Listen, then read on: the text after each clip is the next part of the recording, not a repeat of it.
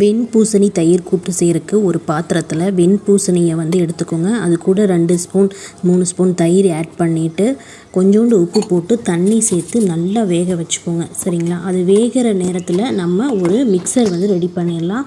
அது என்ன அப்படின்னா, தேங்காய், 2 பச்சை மிளகா, கொஞ்சம் சீரகம் போட்டு பேஸ்ட்டு மாதிரி அரைச்சி வச்சுக்கோங்க. தயிர் எடுத்து அதில் கொஞ்சோண்டு அரிசி மாவு மிக்ஸ் பண்ணி அதையும் கலந்து வச்சுக்கோங்க. ஸோ இந்த தேங்காய் விழுதை சேர்த்ததுக்கப்புறம் இந்த தயிரும் அரிசி மாவும் சேர்ந்த கலவையை கலக்கிக்கோங்க.